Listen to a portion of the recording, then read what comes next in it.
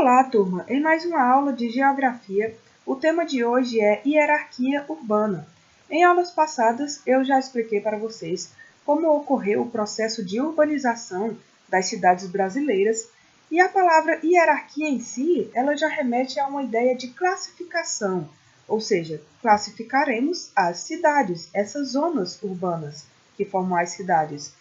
E essas classificações vão seguir uma ordem de importância entre esses centros urbanos e como eles influenciam umas às outras, como essas cidades influenciam umas às outras. E a relação que ocorre entre essas cidades, a maneira como elas se relacionam, formam o que chamamos de rede urbana.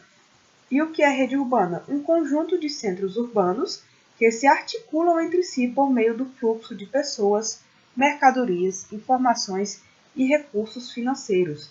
Ou seja, essas pessoas trocam entre si essas mercadorias, informações, ocorre um fluxo de pessoas entre essas cidades. Quem você não conhece que por vezes mora em uma cidade, mas trabalha em outra cidade.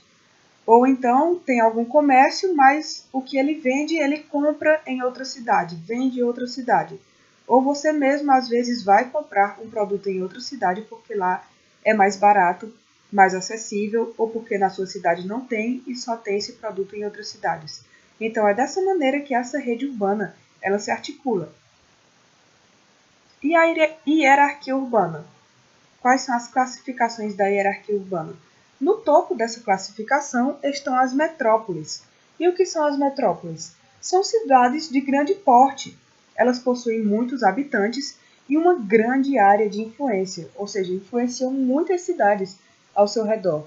E nessas metrópoles se concentram serviços diversificados e especializados, como hospitais de alta complexidade, grandes universidades, centros culturais, sedes de muitas empresas. Por exemplo, nessa imagem eu trago uma imagem da cidade de São Paulo, que é a maior metrópole do nosso país, é a maior metrópole do Brasil. E ela é um exemplo de uma cidade que é classificada como metrópole. E trazendo isso mais para a nossa região, aqui no Ceará, de onde eu estou gravando esse vídeo. Uma metrópole do Ceará é a cidade de Fortaleza, que é a capital do Ceará. Ela é uma cidade que exerce uma grande influência sobre as cidades ao seu redor. Então, é classificado como metrópole. E, como eu falei, nessas metrópoles estão muitos serviços diversificados e hospitais de alta complexidade. Você que mora em alguma cidade do Ceará que não seja a cidade de Fortaleza, já viu alguma pessoa que foi para Fortaleza procurar algum serviço de saúde mais especializado ou fazer algum tratamento de saúde que não tem na sua cidade, mas tem nessa metrópole, em Fortaleza? Eu conheço muitas pessoas, por exemplo, que necessitaram desse tratamento mais especializado e foram para essa metrópole. E as capitais regionais? O que são as capitais regionais? São cidades que exercem também uma grande influência regional, ou seja, as capitais regionais são cidades que também têm uma certa influência sobre as cidades ao seu redor, contudo, elas não têm uma influência tão grande quanto as metrópoles. E nessas capitais regionais, tem uma ampla variedade de atividades de comércio e serviço, como algumas especialidades médicas, universidades, centros culturais. Um exemplo de capital regional daqui do Ceará é a cidade de Juazeiro, que, por exemplo, ela abrange uma influência sobre as cidades ao seu redor.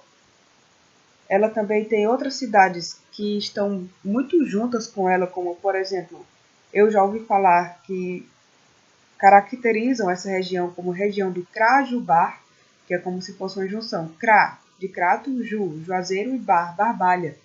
E essas três cidades elas estão bem unidas. Dizem que quase não dá para distinguir quando está saindo de uma e entrando em outra, mas apenas Juazeiro está nesse momento sendo considerado uma cidade classificada como capital regional.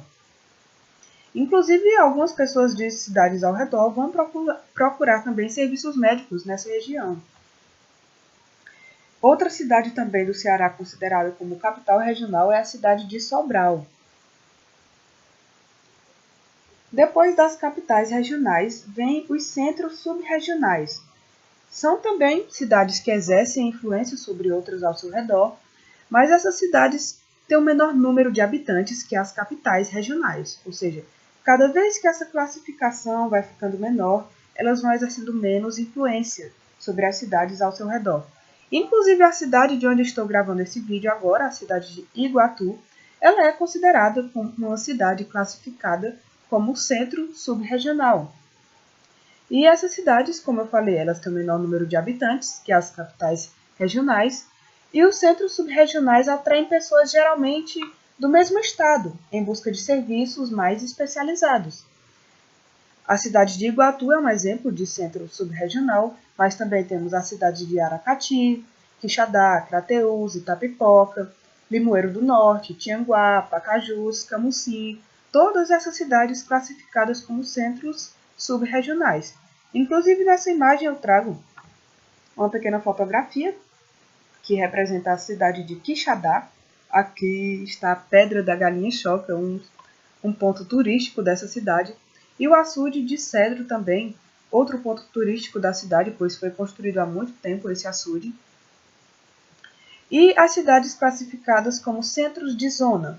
São cidades menores que os centros subregionais e que oferecem atividades de comércio e serviços básicos, como, por exemplo, escolas, postos de saúde, mercados, lojas. E elas, com certeza, são menores que os centros subregionais, exercem uma menor influência que os centros subregionais. E alguns exemplos dessas cidades, aqui no estado do Ceará, são Icó, Quixeramobim, Acopiara, Canindé, Mauriti, Mombaça, Tauá. E os centros locais são as cidades pequenas, com poucos habitantes, que influenciam apenas áreas rurais do próprio município. Os moradores dessas cidades, classificadas como centros locais, geralmente buscam serviços mais especializados em outras cidades maiores, por exemplo, como as cidades classificadas como centros de zona, centros subregionais, as metrópoles, capitais regionais, pois essas cidades pequenas influenciam apenas as próprias zonas rurais.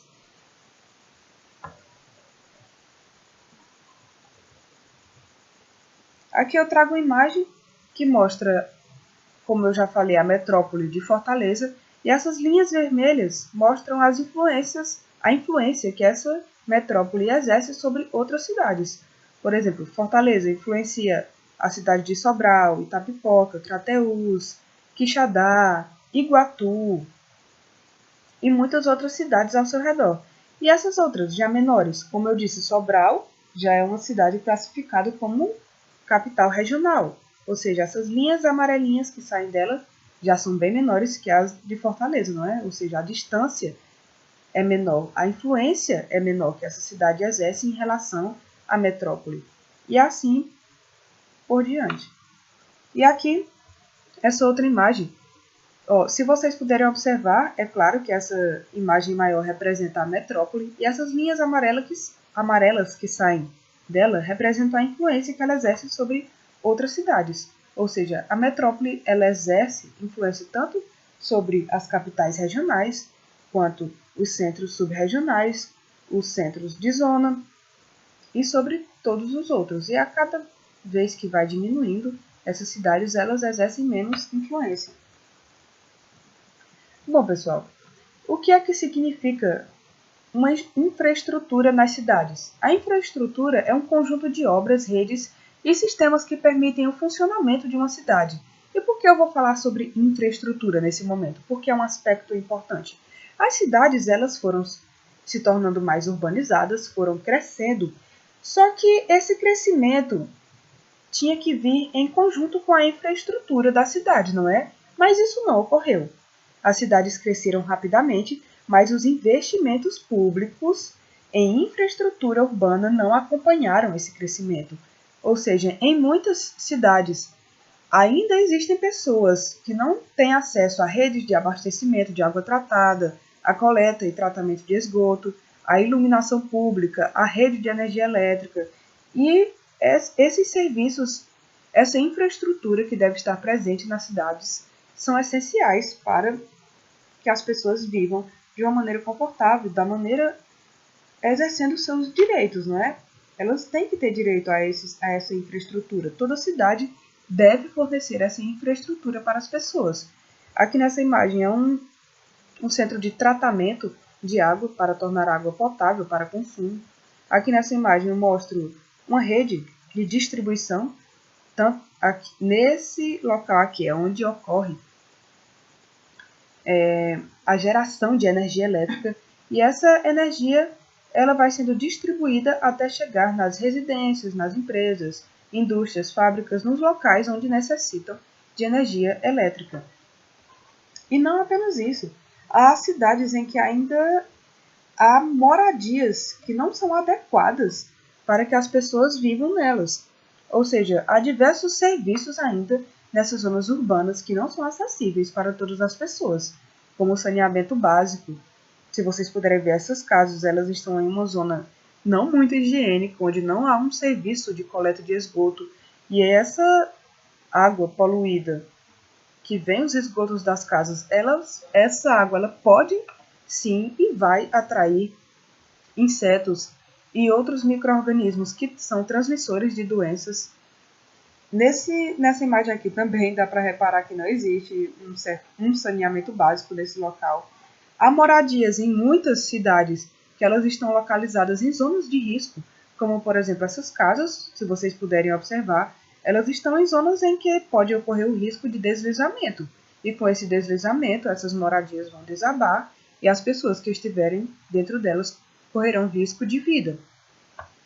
Então, são aspectos que devem ser melhorados nessas cidades, nessas zonas urbanas, e não só nas zonas urbanas, em todo local as pessoas têm que ter acesso a esses serviços, a moradia, a saneamento básico, a abastecimento de água tratada. Então, pessoal, a aula de hoje acabou por aqui. É isso, eu espero que vocês tenham entendido sobre essa classificação das cidades, sobre o que é uma metrópole, sobre o que são capitais regionais, centros subregionais, centros de zona, centros locais, por que uma cidade precisa dessa infraestrutura para a população. E até mais. Bye, bye.